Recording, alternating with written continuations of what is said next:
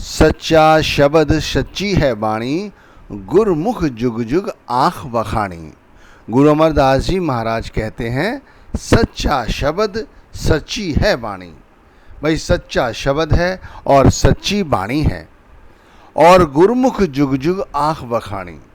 भाई गुरुमुख जो हैं, सतगुरु जो हैं, परमात्मा के जो प्यारे हैं, वो जुगों जुगों से तो इस चीज़ का वखान कर रहे हैं, यही तो हमें समझा रहे हैं, लेकिन हमें समझ नहीं आता। हम तो लिखने पढ़ने वाले नाम को, साधारण बोलचाल की भाषा में प्रयोग किए गए नाम को ही सच समझ लेते हैं और वर्णात्मक नाम को सच समझकर उसी के बहस और मुहासे में फंसे रहते हैं। लेकिन वास्तविकता तो ये है कि हमें वर्णात्मक नाम की ज़रूरत नहीं, परमार्थ में तो केवल धुनात्मक नाम की आवश्यकता है। और जो व्यक्ति धुनात्मक नाम के साथ जुड़ा हुआ है वही इस सच्ची शब्द और सच्ची वाणी को समझ पाएगा, यानी कुछ अपना काम बना पाएगा। इसीलिए तो हम क्या करते हैं, हम बार बार इस नाम को ये सोच के दोहराते हैं कि भाई हम नाम का सिमरन कर रहे हैं, लेकिन ऐसा नहीं है।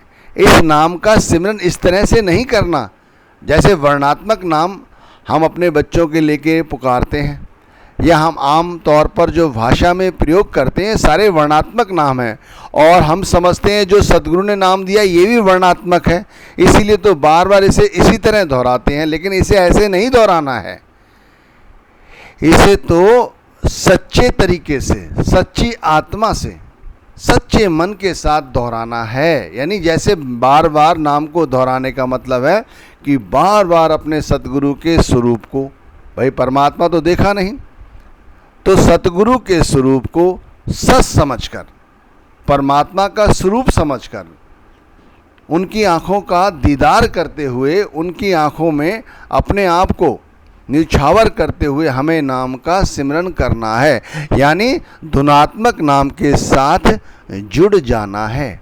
और इसी बात का गुरु अमरदास जी महाराज कहते हैं गुरुमुख जुग जुग आँख बखानी। अरे गुरुमुखों ने हर युग के अंदर हमें यही तो समझाया है कि वो अनादि नाम, अविनाशी नाम, वो खुल मालिक, ये जो धुनात्मक नाम है वही सच है, वही सच्ची वाणी है। सच्चा शब्द सच्ची है वाणी। इस तरह ये नाम जो हम दोहरा रहे हैं, जिसका सिमरन कर रहे हैं, इस तरह ये सच होता है। ऐसे नहीं कि बार बार इसे दोहराए चले जाओ और इस बात की गहराई में ना उतरो। उतरना होगा भाई, तभी तो कुछ काम बनेगा। अच्छा, गुरु अर्जुन देव महाराज जी ने भी इसी बात को इस तरह समझाया है, अंतर बाहर तेरी वाणी, तुध आप कथी ते आप बखानी। तुध आप कथी ते आप बखानी। देखो पांचवी पातशाही ने भी यही बात फरमाई है। अंतर बाहर, भाई परमात्मा की जो वाणी है या परमात्मा का जो शब्द है जिसे हम धुनात्मक नाम कह रहे हैं, वो अंतर भी है और बाहर भी है। बाहर सभी में वो व्याप्त है। परमात्मा की रचना जो है, ऐसा तो है नहीं कि परमात्मा की रचना खाली हो, परमात्मा ना हो। भाई परमात्मा भी है, परमात्मा की रचना भी है, अंदर भी है और बाहर भी है। लेकिन जब हम ये समझें, अपने अंदर ये एहसास में लाएं, रियलाइजेशन में लाएं कि जो कुछ है, ये जो कुछ पसारा है ये परमात्मा का है। तुद आप कथी, उसने खुद कथी है, यानी उसका ही ये श्रृंगार है, उसकी अपनी दुनिया है। ते आप बखाने, उसने खुद ही हमें समझाया है। हम अंतर में जाएं, चाहे बाहर देखें, सच्चे हृदय से देखें, सच्ची भक्ति करें, तब हम इस बात को समझ सकते हैं।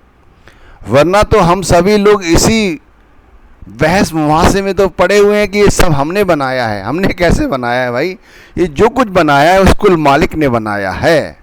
अंतर बाहर तेरी वाणी, तुद आप कथी ते आप बखानी। उसने खुद ही इसका वखान किया है। अब वखान कैसे किया है? इन्हीं गुरुमुखों के ज़रिए, हमारे वक़्त के पूर्ण संत हैं ना, इन्हीं के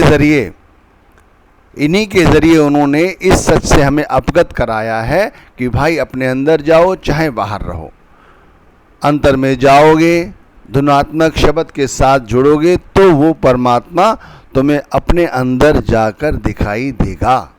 और अंतर में दिखाई देगा और बाहर भी दिखाई देगा।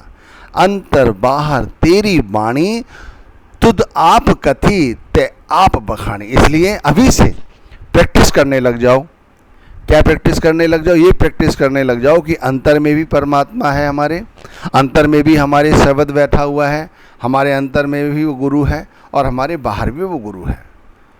भाई दुनिया की हर चीज़ यहाँ छूट जाएगी पर गुरु साथ जाएगा। गुरु का शब्द जो धुनात्मक है वो साथ जाएगा।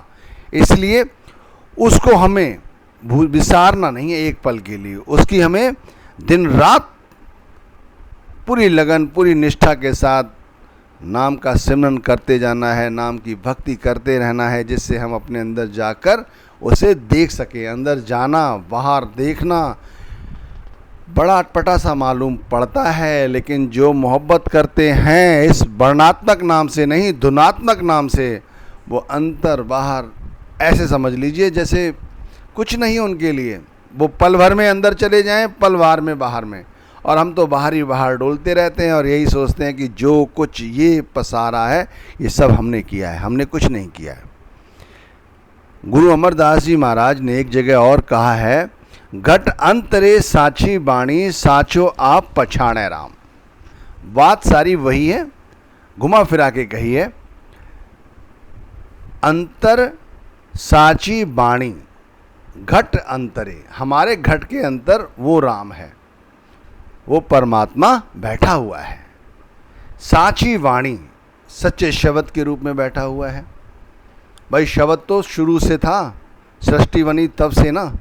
तो घट अंतरे साची वाणी, साचो आप पछाणे राम।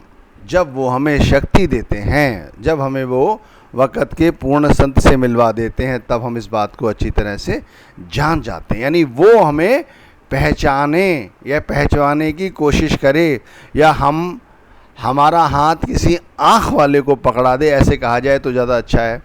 क्योंकि हम तो अंधे ही हैं निपट, हमें तो संसार ही सच नज़र आता है। संसार में जो परमात्मा भी छुपा हुआ है, परमात्मा की रचना है, वो हमें दिखाई नहीं देती। जब अंदर जाके हमें कुछ दिखाई नहीं देता तो बाहर क्या दिखाई देगा। इसीलिए घट अंतरे साची बाणी, साचे आप पछाड़े राम। वो राम हमें, वो नाम हमें, वो गुरु हमें समझाए तो समझ में आ सकता है, वरना नहीं। गुरु नानक साहिब जी ने भी इस बात को कहा है, अंतर ज्योति निरंतर बाणी, साचे साहिब स्यों लिव लाई। अब पहली पातशाही ने भी इसी बात को कहा है। अंतर ज्योत, हमारे अंतर में एक ज्योत जल रही है, निरंतर वाणी, और निरंतर ही एक वाणी भी यानी धुन भी प्रकट हो रही है। यानी हमारे अंतर में एक निरंतर ज्योति जल रही है और निरंतर ही हमारे अंदर एक वाणी, एक धुन भी उठ रही है। साचे साहिब स्यों लिव लाई। और क्या चाहते हो आप, क्या चाहते हो वो फिर आपके सामने ऐसे आ जाएं? ये संभव नहीं। ऐसे कर्म हमने नहीं करे कि वो ऐसे आ जाएं हमारे सामने। हमारे गुरुमुख जो हैं ये वाणियाँ हैं, यही सब कुछ है। ये समझ लीजिए, जो हमारे गुरुमुख हमें समझा रहे हैं, या जो ये गुरु ग्रंथ साहिब की वाणियाँ जो हैं जो हमें समझा रही, ये सच्ची बात है। इन्हें ऐसे ही समझना होगा। समझ जाओगे तो मौज।